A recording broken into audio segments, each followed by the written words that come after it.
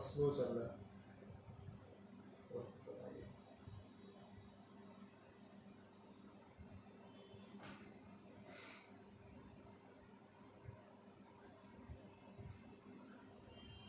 काम कर रहे हैं।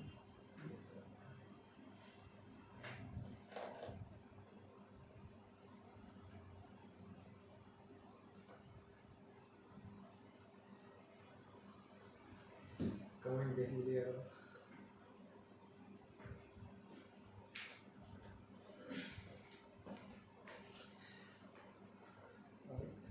Share share share share share किस पे?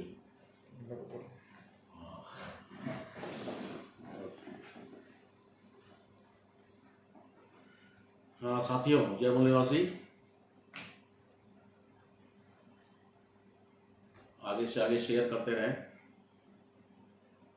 क्योंकि जो इन्फॉर्मेशन यहाँ हमारे द्वारा दी जाती है वो इन्फॉर्मेशन आपको और कहीं से भी मिलने वाली नहीं है। तो इसका लाभ ज़्यादा से ज़्यादा लोगों को मिलना चाहिए। इसके लिए आप ज़्यादा से ज़्यादा इसको आगे शेयर करें और लोगों को जोड़ें।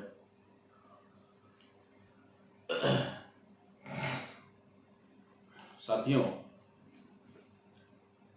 आज हम जिस चर्चा के लिए यहाँ आए हैं उसमें हमने जो पोस्ट डाली आपको सब्जेक्ट के रूप में कि क्यों नहीं हो रहा है कोरोना कंट्रोल, सरकार की कमजोरी, सरकार कमजोर है या कोरोना ताकतवर है।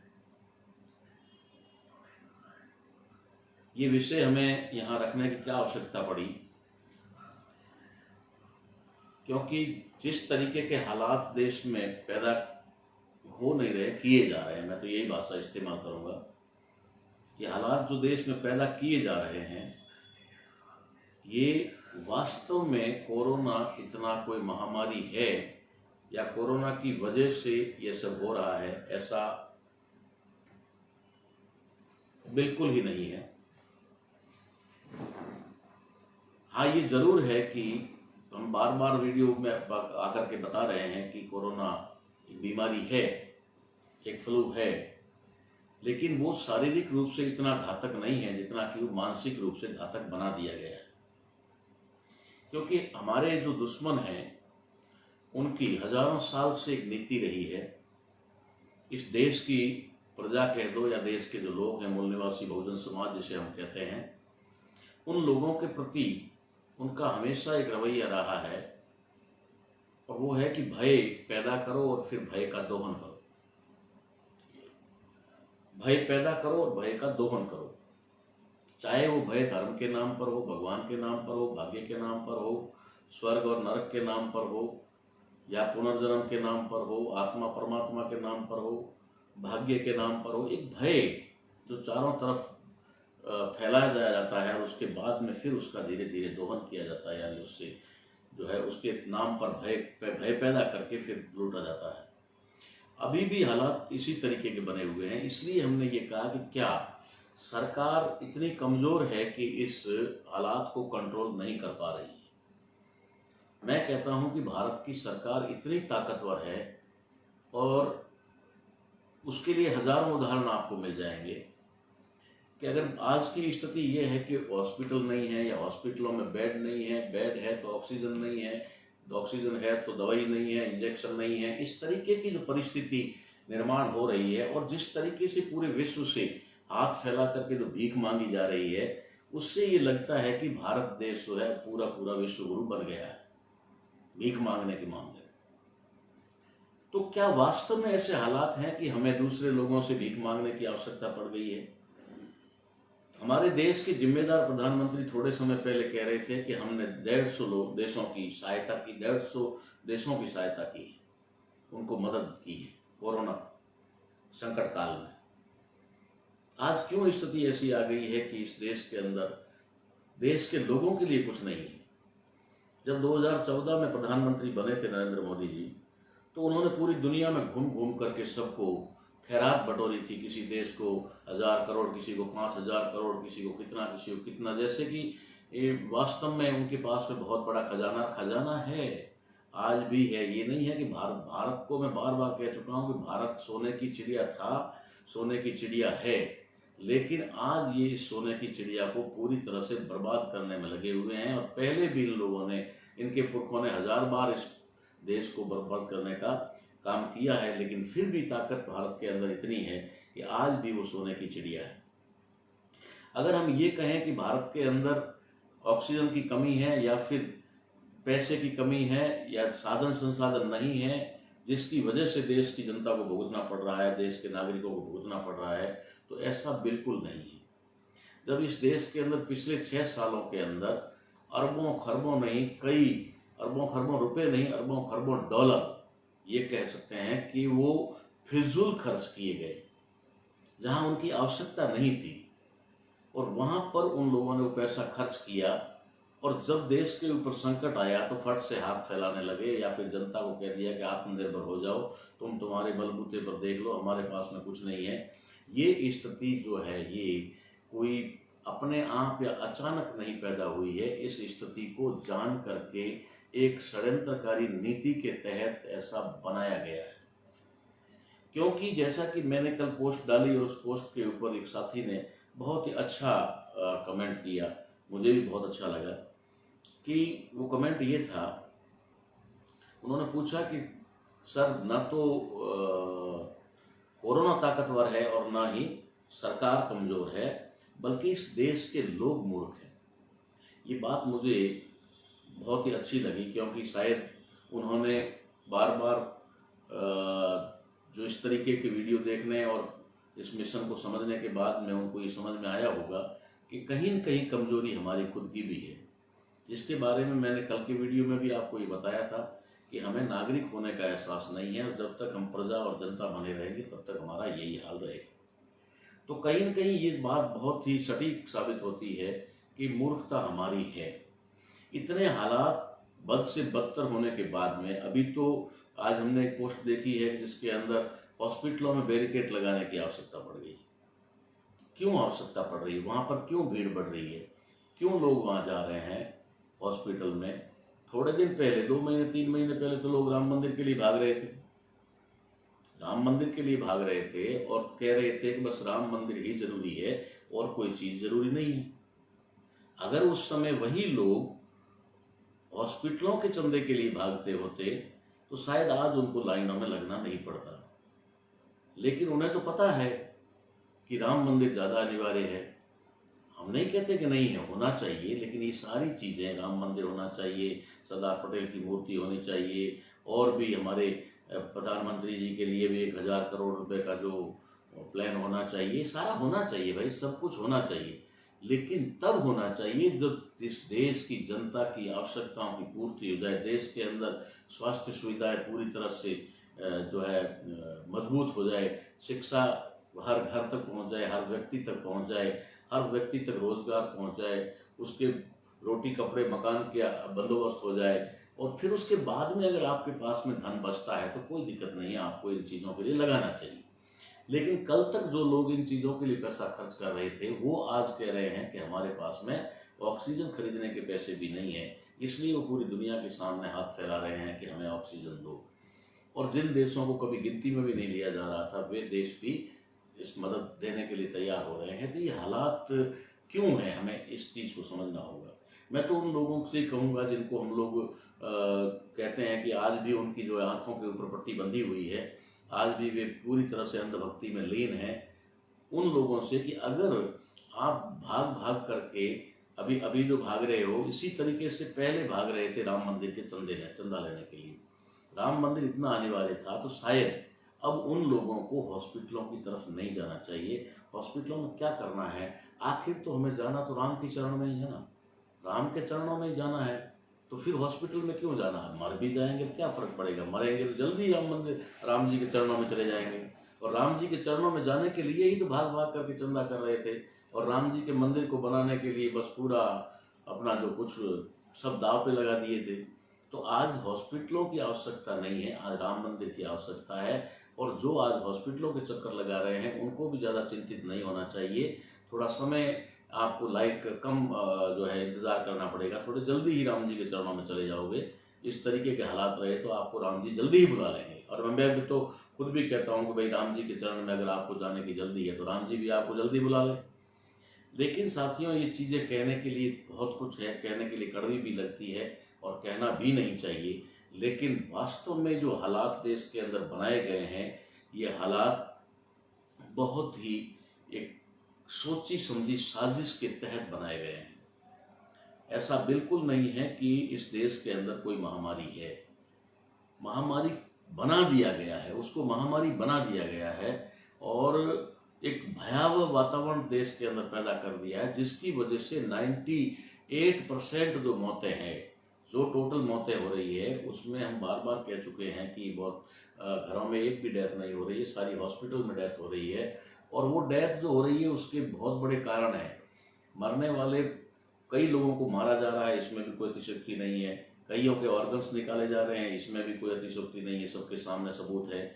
उसके बावजूद जो लोग मर रहे हैं वे लोग भय की वजह से मर रहे हैं। भय का ऐसा वातावरण बना दिया गया है कि किसी भी व्यक्ति को जैसे ही पॉजिटिव रिपोर्ट आती है या फिर उसको सर्दी जुकाम होता है, सर्दी जुकाम होते ही 50% तो वो अपने आप उस वहम से ही वो दब जाता है कि अब वो मुझे सर्दी जुकाम हो रहा है, कहीं मुझे कोरोना ना हो जाए।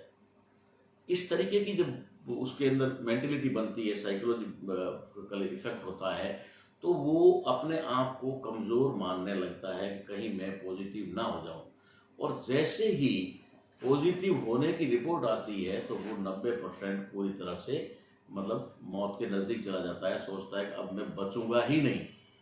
वो फला मर गया, वो मर गया, मेरा रिश्तेदार मर गया, मेरा पड़ोसी मर गया, मेरा वो मर गया। जब उसके दिमाग में ख्याल आने शुरू होते हैं तो वो ज़्यादा भयभीत हो जाता है। जब ज़्यादा भयभीत होता है, डरा हुआ होता है, तो आदमी का डरे हुए आदमी का शरीर इफेक्टिव होता है, शरीर जो है उस प्रभावित होता है। एक डरा हुआ आदमी कोई भी मजबूत काम नहीं कर सकता।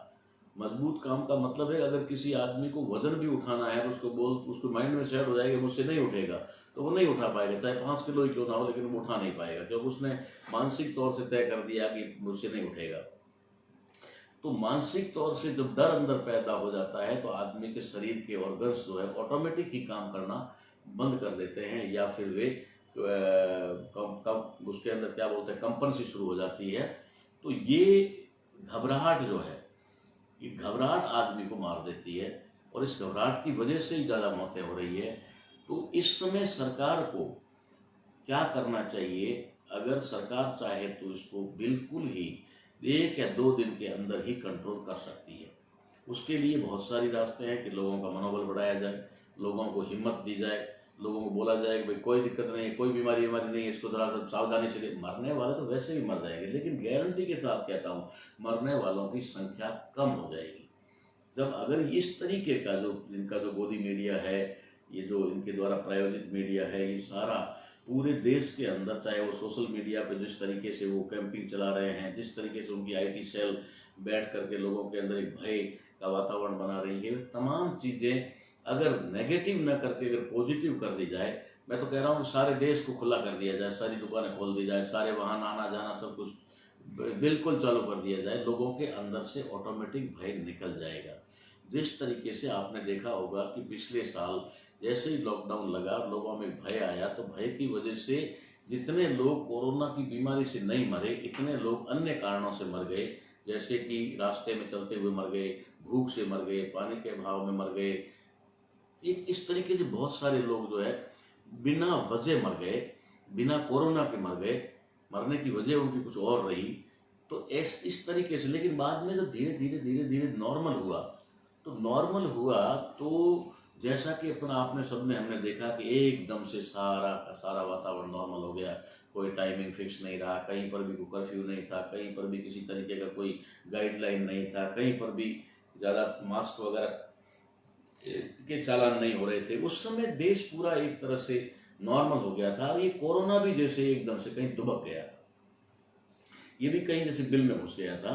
और अचानक जैसे ही एक भयावह वातावरण तैयार किया गया, एक फर्जी आंकड़े तैयार करके जब इस पॉजिटिव फिगर बढ़ा दिए गए और उसके बाद में फिर मरने वालों की एक की मौत को पूरी तरह से मर गया तो उसको पूरा हाईलाइट कर दिया गया। अभी जैसे जितने भी लोग मर रहे हैं उनमें अधिकांश लोग शुगर डायबिटीज़ की वजह से मर रहे हैं, कुछ लोग बीपी की वजह से मर रहे हैं।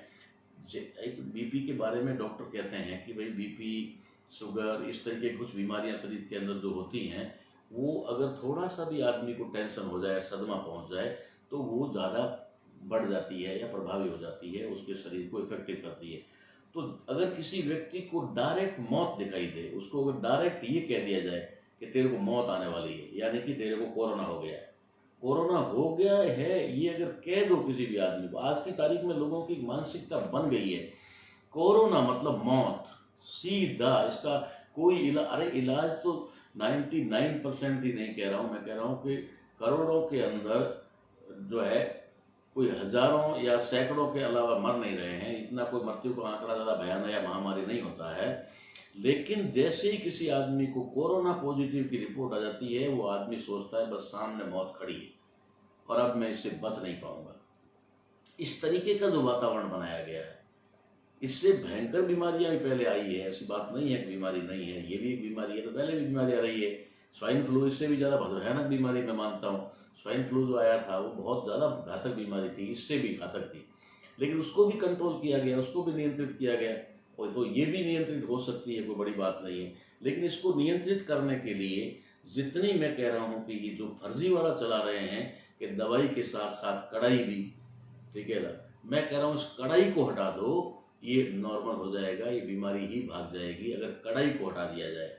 दवाई अनिवार्य है, दवाई लेनी चाहिए। साधारण आदमी को बुखार भी आ जाए तो पैरासीटामोल लेनी पड़ती है, कोई बड़ी बात नहीं है, तो वो लेने से ही ठीक हो जाता है। तो इस तरीके से शरीर को बैलेंस करने के लिए कुछ दवाइयां हैं, वो बात ठीक है।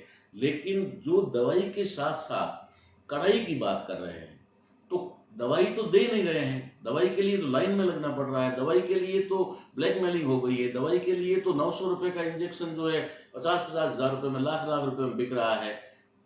इस तरीके का वातावरण है। और कड़ाई जो है वो पूरी तरह से पालना की जा रही है। जहां भी रास्ते में देखोगे डंडे मारो, बिना वजह बिना पूछे क्यों जा रहा है, कहाँ जा रहा है, क्या परिस्थिति है, भूखा है या कैसा है, इस तरीके का जो कड़ाई का पालना की जा रही है। मैं कह रहा हूँ इस कड़ाई को अगर हटा दिया जाए तो इस देश के अंदर सामान्य वातावरण बन जाएगा और ये बीमारी छूमंतर हो जाएगी, गायब हो जाएगी। लोगों को हौसला बढ़ाने की जरूरत है, लोगों को डराने की जरूरत नहीं है। जिस तरीके से डराया जा रहा है, और डराने का माहौल भी देखो ना अभी आप, जैसे कि सरकारों को पता नहीं क्या हो गया है और किस तरीके के वहाँ बैठ करके जो निकम्मे और नालायक लोग ये डिसीजन ले रहे हैं। मैं तो हैरान हूँ इस बात को कि इस देश के अंदर कहीं कोई सीएम है भी, कोई पीएम है। पीएम तो खैर इशारे पे नाचने वाले, लेकिन सीएम कुछ राज्यों के स्वतंत्र हैं, वे सीएम भी कोई डिसीजन नहीं ले पा रहे हैं, क्योंकि उनके भी इर्द गिर्द उन्हीं लोगों ने घेर रखा है जो षड्यंत्रकारी लोग हैं, उनके ही इशारे पर सारा काम होता है। तो ये जो अभी एक नई चीज मैंने देखी, चलो ये लॉकडाउन बढ़ेगा करेगा, ये तो उनकी नीतियों में है ही।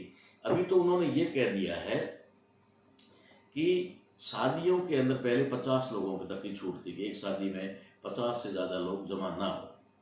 ठीक है, मान लिया भाई ये लिमिट जरूरी थी, क्योंकि ज़्यादा लोग इकट्ठा होने से संक्रमण की भी संभावना रहती है, और संक्रमण ना भी हो तो ज़्यादा भीड़, कहीं 2000-5000 लोग हो जाए तो वहाँ ऑक्सीजन की कमी ऑटोमेटिक हो जाती है, क्योंकि ऑक्सीजन लेने वाले लोग ज़्यादा हो जाते हैं, ऑक्सीजन की मात्रा कम होती है, तो निश्चित तौर पर वहाँ वातावरण बनता है। लेकिन अब उन्होंने किया क्या है, उन्होंने कहा कि 50 से अब एक शादी के अंदर 21 लोग होंगे। ठीक है, ये भी अच्छा किया, कम से कम घर वालों का खर्चा कम होगा। खर्चा कई तरीकों से देखें तो कई दृष्टि से ये अच्छी भी बात है। लेकिन 50 का 21 किया, ये हम भी मानते हैं अच्छी बात है, लेकिन उन्होंने कहा कि अब 25,000 की जगह 50,000 जुर्माना हो। उससे कौन सा कोरोना भाग जाएगा?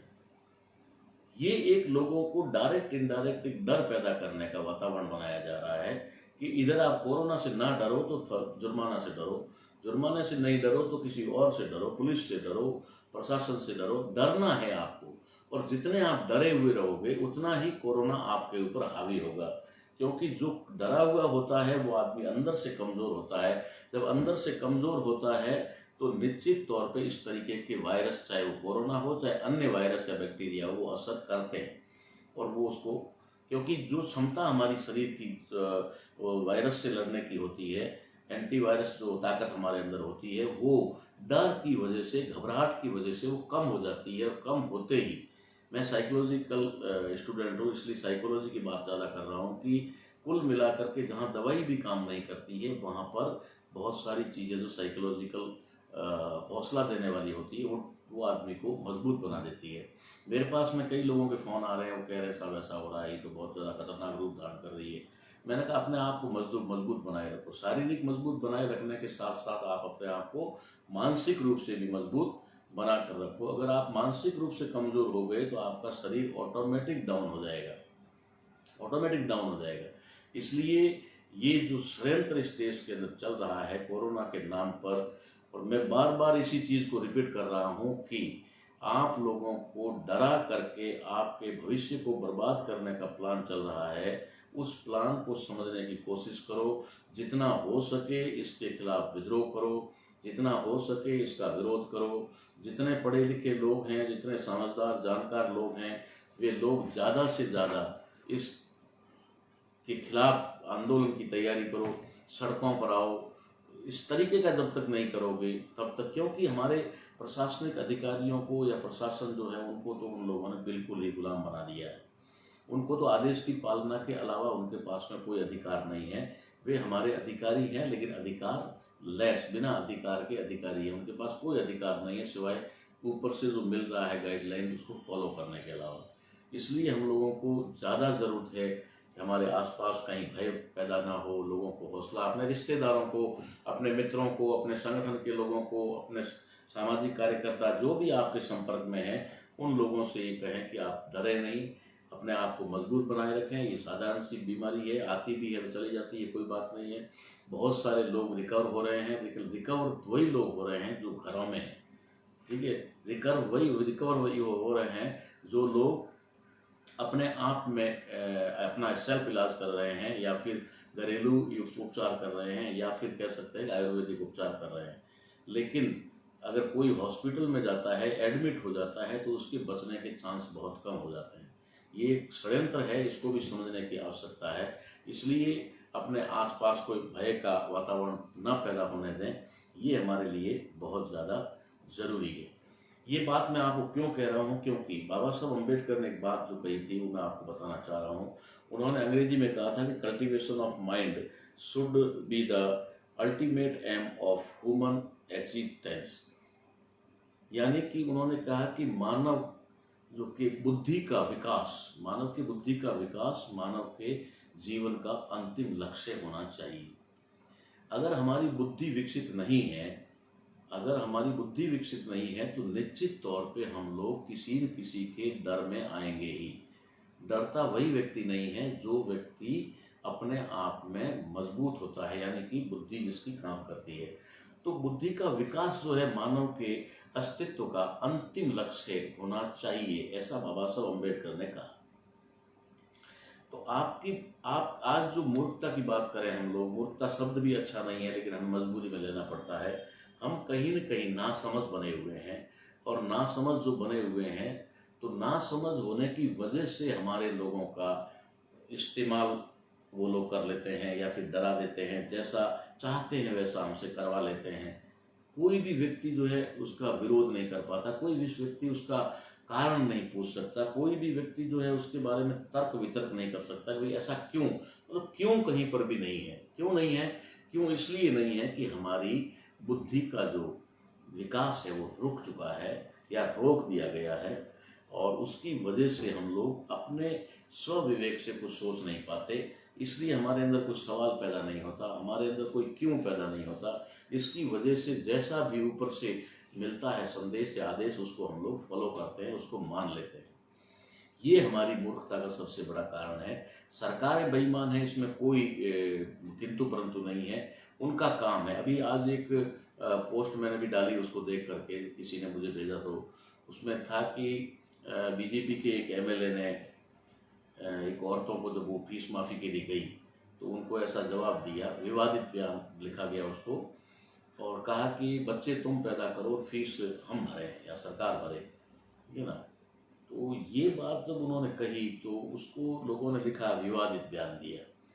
तो मैंने पोस्ट में उसको क्लियर किया कि ये विवादित बयान नहीं है, बहुत ही जिम्मेदाराना बयान है, क्योंकि वे लोग अपनी जिम्मेदारी को बखूबी निभा रहे हैं। जिसके लिए उनकी सरकार बनी है, जिस काम के लिए वो सरकार में आए हैं, जो उनके सरकार का या सुनियोजित एजेंडा है, उस एजेंडा को पूरा करने का वो काम कर रहे हैं।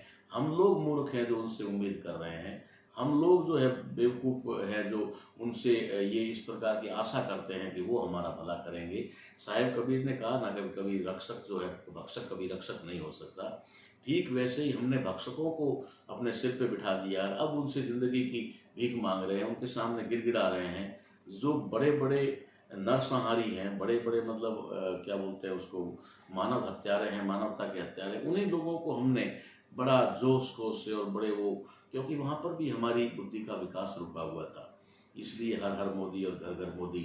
अब तो घर घर मोदी हो ही गया, उस समय हर हर मोदी था, अब घर घर मोदी हो गया, ठीक है ना। अब झेलो घर घर मोदी, तो हम क्यों मना करें। लेकिन ये मैं कहना इसलिए पड़ रहा है कि ये जो कुछ भी हो रहा है ये हमारी बुद्धि की नाकामी की वजह से हो रहा है, या हमारी की कह सकते हैं कि बुद्धि के विकास के अभाव में हो रहा है। हमारी बुद्धि का विकास अगर हुआ होता तो हम लोग कहीं न कहीं अपने राष्ट्र के बारे में सोचते, अपने परिवार के बारे में सोचते, अपने आने वाली पीढ़ी के बारे में सोचते, न कि हम किसी की अंधभक्ति में लीन हो जाते, न कि हम किसी धर्मांधता में आ जाते, न कि हम किसी के दीवाने या फिर उनके वो हो जाते। तो ये सारी चीज़ जो है ये बहुत ही गंभीरतापूर्वक समझने वाली है। इसलिए मैं आपको ये बात लेकर के आया। बार बार बहुत सारी बातें मैं रिपीट करते जा रहा हूँ, इसलिए रिपीट करते जा रहा हूँ कि कोई वीडियो कल किसी ने नहीं देखा तो आज देखा होगा। ये हमें समझना है कि ना तो कोरोना ताकतवर है जितना उसको बताया जा रहा है, इतना कुछ भी नहीं है। मैं डंके की चोट पे मैं ही नहीं कह रहा हूँ, पूरी दुनिया कह रही है, दुनिया के समझदार लोग कह रहे हैं। और समझदार लोग वे कह रहे हैं जो लोग ईमानदार हैं। जो ईमानदार हैं वो सारे लोग कह रहे हैं कुछ भी नहीं है, इससे डरने की जरूरत नहीं है। और मैं तो पहले ही कह चुका था यार, साबुन से हाथ धोने से या सैनिटाइजर से हाथ धोने से अगर कोई वायरस मर जाता है तो फिर इसमें इतना घबराने की कोई आवश्यकता नहीं है, क्योंकि साधारण से कीटाणु जो होते हैं ना वो भी साबुन से नहीं मरते हैं, वो भी साबुन से नहीं मरते हैं। तो अगर साबुन से ही मर जाता है तो फिर इसमें ये कितना बड़ा घातक हुआ, कुछ भी नहीं है। लेकिन इसको घातक बनाया गया और इसको घातक बना करके लोगों को भयभीत किया गया, लोगों में भय पैदा किया गया, और भय पैदा करके आज वो भय का दोहन कर रहे हैं। आज भय का दोहन हो रहा है, ये आपको समझने की आवश्यकता है, सावधानी रखने की आवश्यकता है। आप स्वस्थ रहें, सुरक्षित रहें, ऐसी मैं कामना करता हूँ। और ये तभी संभव होगा जब आप अपने शरीर से पहले अपने मस्तिष्क की बीमारी को बाहर निकाल दें, मस्तिष्क में इस बीमारी को ना रहने दें। सिर्फ दिमाग में एक चीज़ रखें, कोई कोरोना वोरोना नहीं है, ठीक है ना, और मैं स्वस्थ हूँ, स्वस्थ रहूँगा। इस तरीके का अगर हौसला अपने अंदर रहता है तो अगर बाई द वे वो वायरस आपके शरीर में आ भी गया तो ज़्यादा समय तक नहीं टिक पाएगा। लेकिन वो वायरस आए या न आए, ये मानसिक जो वायरस अगर आपके दिमाग में घुस गया वो नहीं निकला तो वो आपको मार के ही छोड़ेगा। इसलिए बार बार आकर के मुझे ये अपील करनी पड़ रही है कि आप अपने हौसले को मजबूत रखें, इस तरीके से बिल्कुल ही कमज़ोर न होने दें अपने आप को। ठीक है, हुआ जो हुआ है, हमें झेलना है, कोई बड़ी बात नहीं है। हमने अपने भी खोए होंगे, हमारे मित्र भी खोए होंगे, किसी को खबर को देख करके हमें सदमा भी लगा होगा, सारी चीज़ें। लेकिन जो हो गया है उसके लिए ज़्यादा चिंतित ना हो, जो होने वाला है उसके लिए ज़्यादा चिंतित होने की आवश्यकता है। इसलिए ऐसा ना हो, दोबारा कोई ना जाए, उसके लिए उनके हौसले बनाकर रखें, उन्हें मजबूती। जय मूल निवासी, जय सोनी।